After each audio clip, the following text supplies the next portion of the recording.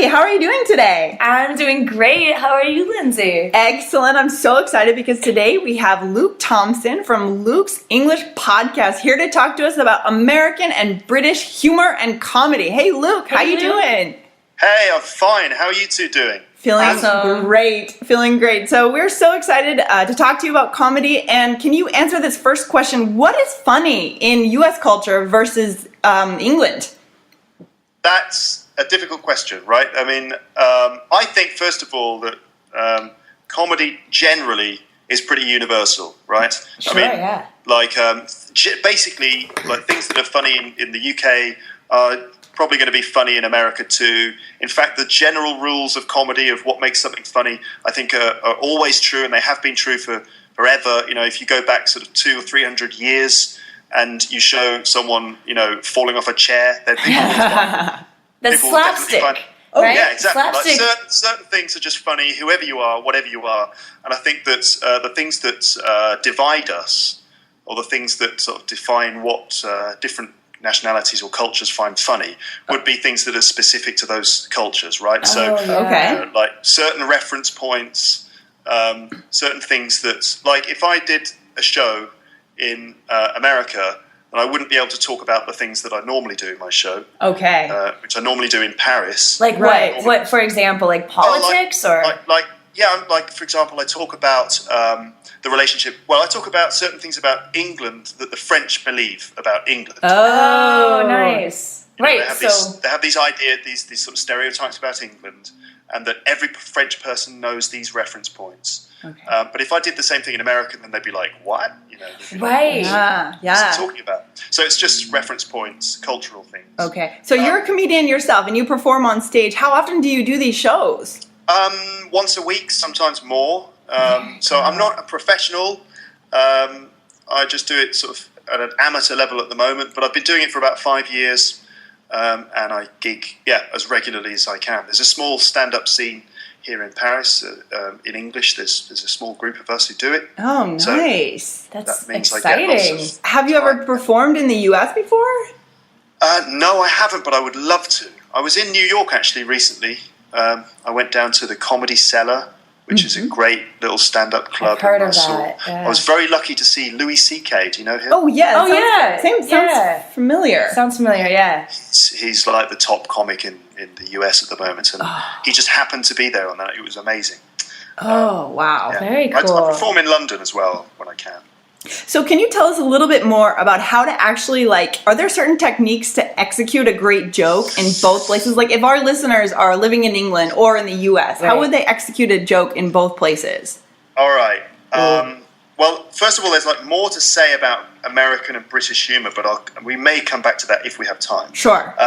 Another thing is that it's worth pointing out the difference between comedy and humor, right? So by comedy, we're talking about entertainment, TV shows, films, stand-up comedy and stuff like that. And then there's humor, which is the stuff that we all do Right. in our daily lives. Yeah. So that's just like making comments, joking around with your friends, the way that you break the ice in certain situations, you know, humor, okay? Yes. So I guess now we're talking about humor, aren't we? I Sure. think, yeah. Sure. I mean, we spoke briefly about comedy and how there are certain reference points that might affect a stand-up routine in different countries. But Sure. when it comes to humor and telling jokes, Yeah. I guess it's pretty similar between the two cultures. But one thing I've noticed is that, I mean, I know that you guys, you use a lot of sarcasm. In fact, you did earlier on. Yes, we do. Sometimes. Well, let's see. It's hard to generalize, isn't it, about cultures? But Yeah. I would say that certain things about the USA, for example, maybe I'm wrong, but it feels like in America the social convention is to be quite sort of upbeat, quite Right. positive, Oh, yeah. quite nice Right. in social situations. Absolutely. And you And as a mentioned. result, and in the UK, we don't do that so much. Right. We're a bit more. I guess we're quite socially awkward. Oh, really? I don't know why. I honestly don't know why this is, but you find that the British tend to be a little bit more awkward socially. than other nations, and as a result, we sort of make fun of ourselves a lot. It's probably true in the States. We do that too. Yeah, the Yeah. self-deprecation. Self-deprecation. I was just in London actually, and I wouldn't say everyone was awkward. But cool. I think it's difficult for Americans. I'll speak for myself. It's difficult for me to read the British because you're not so upbeat, and we're very, very upbeat. So I might think, oh, I don't think he likes me, because he's not very upbeat or happy. But he might be dropping a joke even though he sounds serious, right? Yeah, that's the thing. That's certainly the thing about British humour is that there's a lot of understatement. Right. So humor you'll say a joke with a completely straight face and with a very sort of straight voice. You'll kind of know when an American is saying a joke, I think, unless it's sarcasm, because sarcasm is kind of difficult to read, I think, for people from other countries. Sure. Because Americans use a lot of sarcasm, and sometimes you don't know if the person is actually being truthful or if they're being sarcastic. Sure. Right? And going back to what you just said about in the UK, so when you understate your joke, does that go back to the whole self-image thing, like not being sure if people are going to laugh? So it's kind of like you can easily get out of it if it's not funny? Yeah, perhaps. Yeah, well, I think there's something about some sort of ambiguity that exists in Britain in a social situation where we like to give each other a bit of space. And there's this, because of this social awkwardness thing. I mean, everyone has that, but it's hard to define. It's hard to put your finger on it. But there's something about there being an ambiguity, a bit like the Japanese have that. Because everyone wants to save face. Right. You don't want to cause any trouble or cause any problems, and so there's a similar thing in the UK where we all sort of make fun of each other, and there's always the potential for humour there as a defence against causing any offence or being too sincere. We don't like that kind of over the top sincerity. And maybe it's something that levels the playing field, like something that means like I'm not trying to be better than anyone else, and let's not take ourselves too seriously.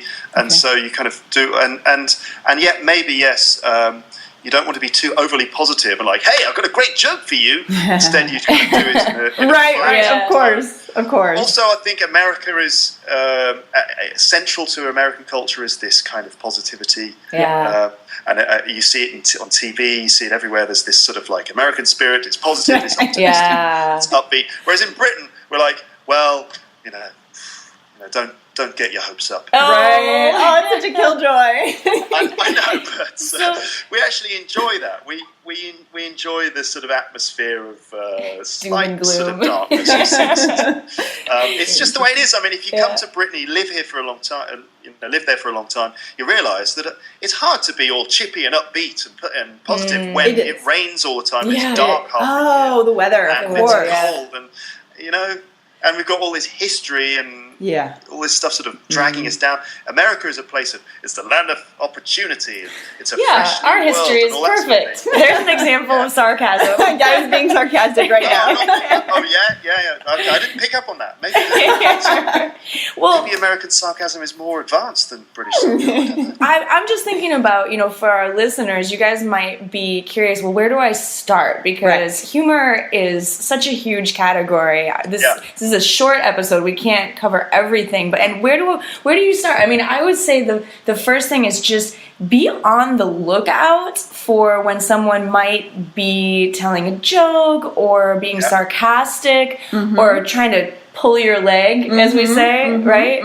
I've got some advice on like how to tell a joke. Great. Can you tell us? You asked me to do that. Okay, so let's see. Right. First of all, in a social situation, you've got to be careful, right? Be very careful about telling jokes in social situations because you can't necessarily use a joke to just break the ice because it could just be really embarrassing. Right? There is a risk in telling a joke because the risk is that no one's going to laugh, no one's going to enjoy it, and you're going to look like a fool. Right? So first of all, just proceed with caution.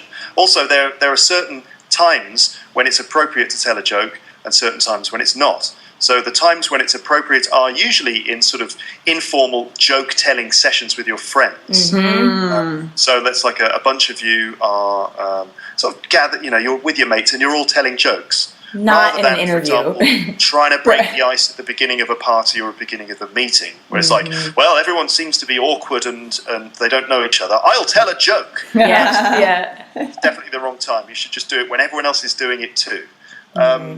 So what else? You've got to pick your moment, right? Be careful about the subject of the joke, because people can be offended. Sure. Jokes often have victims, Absolutely. Usually, I think we were talking about self-deprecating humor. If the victim is yourself, it's usually okay. Yeah. But for example, age or weight in the U.S. are two things that we really avoid talking about. Age, weight, or even making a joke about sort of gender things or ethnicity. Watch out. Yeah. No, you've got to be careful, particularly in America, where it's a very politically correct culture these days. Yeah. If you make a joke about, an ethnic group or women or something, sexual orientation also. Yeah. It's not going to work. So you've got to be careful. Just pick a safe joke and a nice joke. So what's left to joke about? That's a very good question. I mean, there are. I guess it depends on the situation. There's still things to joke about. So generally, I think it's better if the joke is sort of spontaneous, Yeah. rather than a pre-planned thing. This is Absolutely. So generally, it's an attitude of like, let's just have fun. The intention of what you're saying is there to break the ice and sort of make people laugh. And so that's it. It's more of an attitude rather than a particular specific jokes. If someone delivers a specific joke to you, it's usually like, oh, yeah, well done. Congratulations, you learned to joke. Good. But if you are able instead to just adopt a kind of fun, carefree attitude in which you're willing to say things that everyone can enjoy, that's the approach. That's a really good point, because if you're worried and you're really serious, like, oh, I have to have a good joke, I have to be funny, then that takes the fun out of everything, right? Sure. Yeah. But sometimes it's good to tell a joke. If you've heard a good joke and you want to tell it to your friends, then that's fine. But there are some things that you have to remember when you're telling a joke. One of them is that you have to make sure that you know the joke well before you start telling it. Obviously, and I forgot the punchline. Yeah, exactly. Everyone has done that thing where it's like, oh, I've got a joke, and then you start telling it, and then you forget it halfway through, and it's horrible. It's awful. It's just so awful. embarrassing. Remember where the joke goes. Remember the punchline. Yeah. Also, keep it short. Because there's a rule in comedy, which is that brevity is the soul of wit. Keep it brief. Yeah, I like that too. If you're telling a joke with an extremely long setup, the punchline has got to be really good. Yeah. Okay, so keep it short and sweet. So it should sound natural. Don't laugh too much at your own joke. Some people do that, don't they? Oh man. Fill in the So you space. just- I feel That's like I maybe do where that. the straight-faced English delivery comes from. You tell a joke as if it's serious. Right. And be prepared if your joke doesn't work. Don't worry about it if it doesn't work. That's right. Because ultimately, the people around you will feel bad for you. Right, just move on, right? Yeah, just don't worry about it. Perfect. Trust me, I've done it hundreds of times.